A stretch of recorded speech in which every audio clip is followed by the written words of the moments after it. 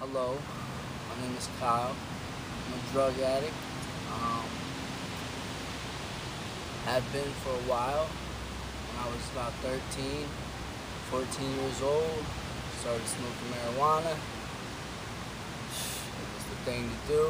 Before I knew it, I was selling marijuana to keep up with my smoking habit. It progressed to drinking all the time, leaving high school to drink and smoke during class, just completely not focused, on what I had to do. Before I knew it, I'm in high school, I'm still selling drugs, trying a little bit of this, a little bit of that, shrooms, ecstasy, acid, having what I thought was a good time with drugs, experimentation, and always joked around with some buddies, saying like, oh, we're drug addicts, joking around. But at the same time, kind of knowing in the back of my head, like, the stuff that I'm doing is crazy and I'm doing it a little too much. The first time I got high, I absolutely loved it. It was like, that's what I do. I basically prescribed myself to getting high. I thought I did everything better high. From schoolwork to relationships with people to work to that's what I did socially, and it's how I financially was able to get by. Drugs. Let's go on to college. I was fortunate enough to get into college.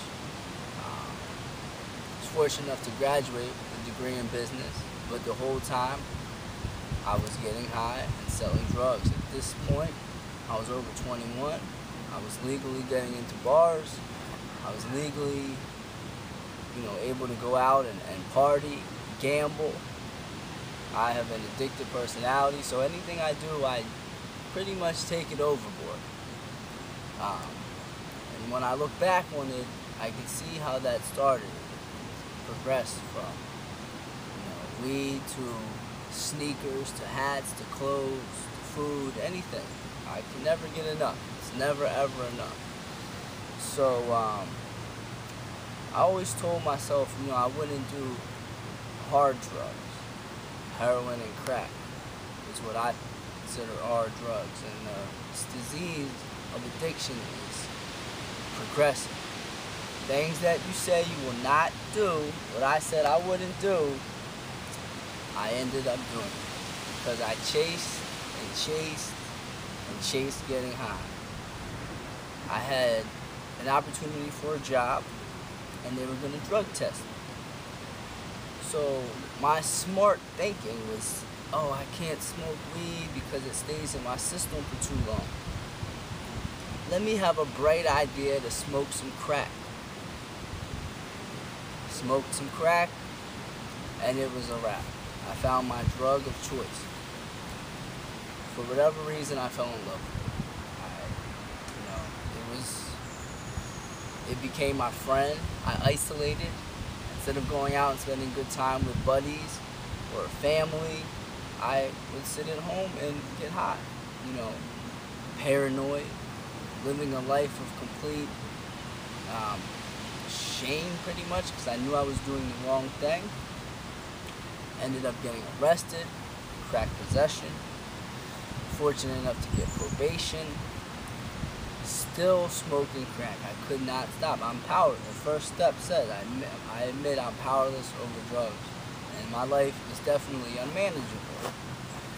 It's not normal to sit around and smoke crack cocaine 24/7 and stay up for 11 days straight, not pay your rent, not pay your phone bill, isolate, not talk to your family, lie, cheat, steal, all the things that come with a drug addict life, which is no life that I want.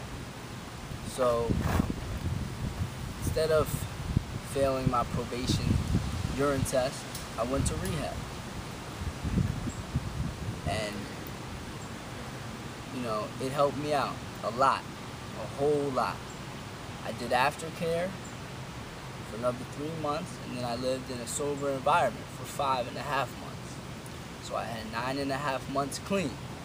And let me tell you, those 9.5 months clean I was able to see things were happening in my life that I always wanted to happen, but I wasn't able to happen before because I was caught up.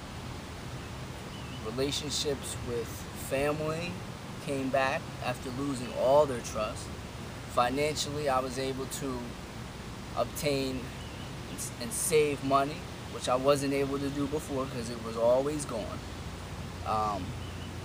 I just felt happier. I wasn't waking up every day and going to sleep, if I did go to sleep, with using drugs on my mind, because that's all I did. I couldn't put down. It got to the point where it was fun at first, and then it got to the point where it was something I did all the time, and then it got to the point where it was something that I needed, and it wasn't fun, because it's not fun to do things that you know are wrong, for me at least. So I had 9.5 months clean, and I had a reservation because I didn't come to rehab or treatment on my own will.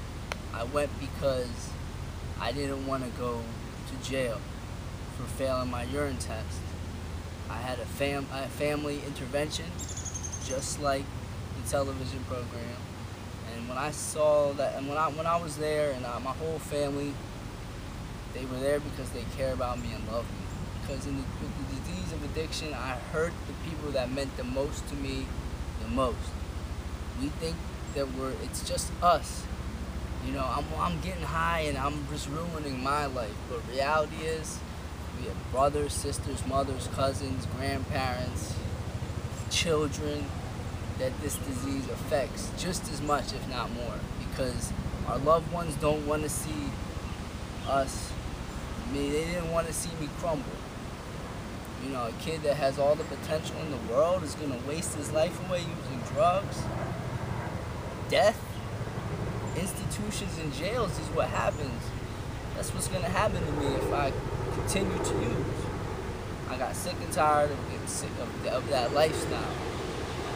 So after relapsing, which is a part of my story, which doesn't have to be a part of anybody's story if they're trying to get clean. You can go to treatment and get it. The younger you get it, the better off of a life you will have. I thought life was over because, I'm not supposed to party. What you mean I can't smoke weed, or I'm not supposed to drink? I thought my life, that's what I did. I was so used to that. But the reality is there's so many fun things to do, which not using drugs and alcohol. There's a new way of life out there which I'm learning, which I want, and I've learned to live, and I've lived it. And I relapsed at 9.5 months clean, as I said, and my life was a wreck after that. Everything I had gained in those 9.5 months, I lost, and more, because the disease is progressive. I did things I said I wouldn't do.